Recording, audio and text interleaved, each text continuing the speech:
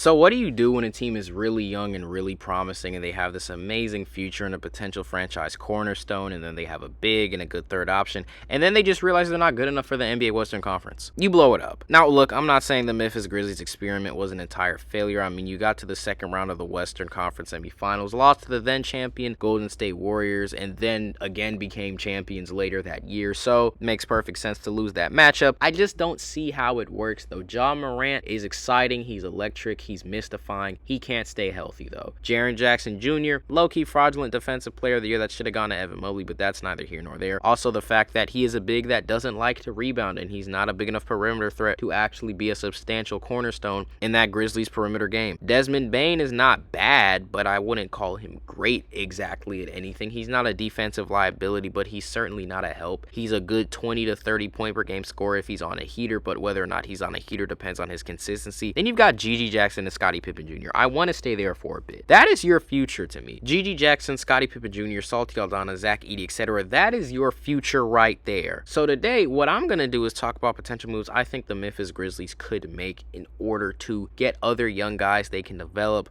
and get rid of Ja Morant, Jaren Jackson Jr., and possibly Desmond Bane. Now, Ja Morant is a hard guy to trade for because I'm thinking about teams in the East that need a premier point guard. I wouldn't want to keep Ja Morant in the West. The Spurs have Castle, the Kings have the pieces they need, and I'm also thinking a market for Ja Morant where I think he could fit into that culture. I thought about Toronto, and it's really interesting because the Raptors are a team that on paper actually have a lot of great pieces. I just think they need somebody to key in and unlock that. I think Ja Morant can potentially be that key. You've got RJ Barrett, you've got Scotty Barnes, you've got guys like Quickly, Podol, Ingram, you've got those guys. I'm thinking, just bear with me, I'm thinking if you're the Memphis Grizzlies, and the contracts lineup, I already did this, I'm thinking you trade Emmanuel Quickly, Grady Dick, and a couple of fillers, whether it's picks or just salary fillers, for Ja Morant. You give Ja Morant a new location. He's got a good big in Podol. He's got Ingram and Scotty as other scoring options. He's got RJ Barrett with him in the backcourt as well, so they don't really lose that 1-2 punch. Because RJ Barrett did take a crazy leap this season, and I think giving him another guy to help him in the backcourt and Ja Morant, who's also a little more experienced,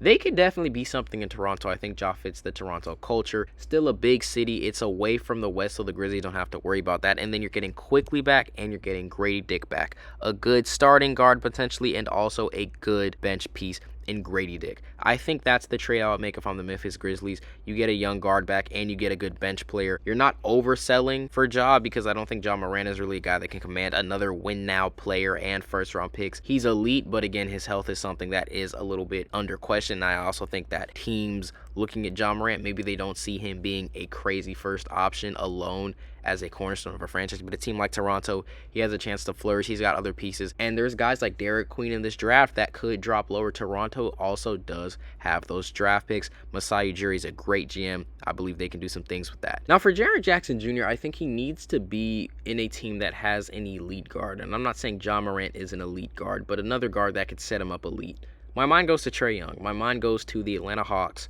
My mind goes to centering a trade around Okongwu, Jaren Jackson Jr., Niang, another piece. Maybe a Terrence Mann. The only thing is the contracts didn't really match up when I was putting it in Fanspo, which is just great for these types of videos. But I do think Jaren Jackson Jr. for Okongwu. I'm not saying Okongwu doesn't have possibly a higher upside than Jaren Jackson Jr., but Jaren Jackson Jr. is a couple inches bigger, even though Pause. Jaren Jackson Jr. is a couple of inches taller than Okongwu, even though they're both a little bit undersized. But I think a guy in Jaren Jackson Jr. who has the potential to space out the floor. You've got Dyson Daniels. You've got Jalen Johnson. It wouldn't be as much pressure on Jaren Jackson Jr. to be a defensive anchor. Trae Young now has an elite-ish big in the backcourt, at least the most elite big he's played with since Clint Capella. Now, if there was a way to keep Okongwu and Jaren Jackson Jr., that Hawks front court would actually look nice, but I think then that trade would have to be centered around Terrence Mann, Niang, picks, get some veterans, more specifically picks, because if you could pull off Terrence Mann, Georges Niang, and like 3 first-round picks for Jaren Jackson Jr., I think while the Grizzlies obviously win in the future, the Hawks win in the now, you don't give up too much depth for Jaren Jackson Jr. Okongwu has help. I think that could be definitely a good front court. I think that's the trade I would make. I would send Jaren Jackson Jr.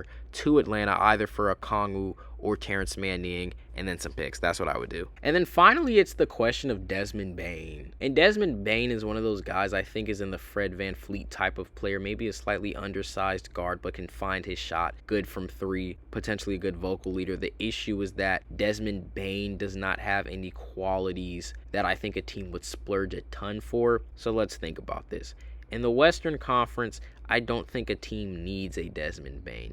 In the Eastern Conference, I don't think a team needs a Desmond Bane. So in all honesty, Desmond Bane is probably going to stay put, but for video's sake, since I did have trades for Ja Morant, Jaren Jackson Jr., I'm going to look at trades for Desmond Bane potentially.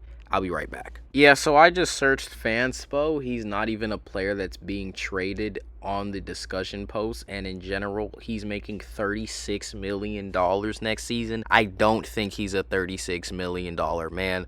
Yeah, Desmond Bane, you're just going to have to stay put. Sorry, man. So before we wrap up, let's look at what we did today. We sent Jaren Jackson Jr. to the Atlanta Hawks, maybe for a Terrence Mann / Akonwu, Niang, and picks. And then we sent Ja Morant to the Raptors for quickly, Grady Dick, and also picks. So let's look at the Memphis Grizzlies. You got Scottie Pippen Jr., Gigi Jackson, Emmanuel Quickly, Grady Dick, Zach Edey, Brandon Clark, maybe a Akonwu, Niang / Terrence Mann. That team is looking young. They're looking sharp. You still have Desmond Bane. You have guys you can develop now. You don't necessarily have a win-now team for the future, but you have a lot of young, scrappy guys that you can rebuild around and develop a winning culture. Think about 2011, 2012 Golden State Warriors. Young guys that need the experience to win. You have a vet in Desmond Bane there who's been there to an extent before, and they have more offensive potency now. And then you look at the Atlanta Hawks, you get a guy like a Jaren Jackson Jr. Trey has more help in the front court as a lob threat, just as an overall ability as a point guard. He's not just relying on Akonwu. He has a guy who was a defensive player of the year. He has a guy that does have credibility to an extent. And then you look at the Raptors, now they have their star. You've got Morant, you've got Barrett, you've got Barnes, you've got Ingram, you've got Podol, you've got a lot of nice pieces there now. That five is looking pretty sharp. In my opinion, that five is looking pretty sharp.